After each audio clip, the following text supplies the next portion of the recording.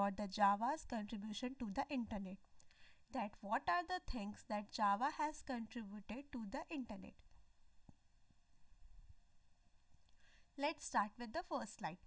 The internet helped Java to the forefront of programming, and Java in turn has had made a profound effect of the internet.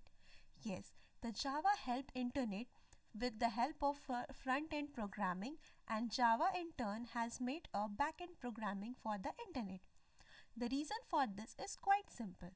Java expands the universe of objects that can move about freely in cyberspace. Yes, we all know that Java is an object-oriented programming language, and with the help of objects, it can freely move in cyberspace. In a network, there are two very broad categories of objects that are transmitted between the server and your personal computer. The two broad categories are: the first one is the passive information and the second one is the dynamic information. As desirable as dynamic network programs are, they also present serious problems in the areas of security and portability. Prior to Java, cyberspace was effectively closed to half of the entities that now live there. As you will see, Java addressed those concerns and in doing so has defined a new form of program. The new form of programs are the Java applets, its security and its portability. Java applets. An applet is a special kind of Java program that is designed to be transmitted over the internet and automatically executed by a Java compatible web browser. Furthermore, an applet is downloaded on demand without further interaction with the user. If the user clicks a link that contains an applet, the applet will be automatically downloaded and run in the browser.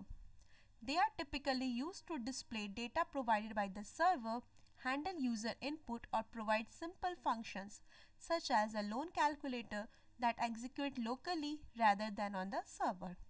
In essence, the applet allows some functionality to be moved from the server to the client. Now move towards security.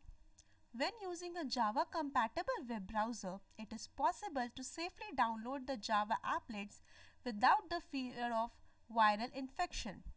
The way that Java achieved this is by confining a Java program to the Java execution environment and not allowing to access to other parts of the computer.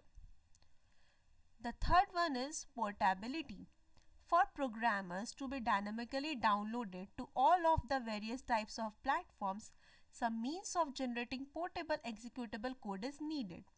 As you will see soon, the same mechanism that helps ensure security also helps to create portability. Indeed, Java's solution to these two problems is both elegant and efficient. So that's all for the Java's contribution to the internet. Thank you.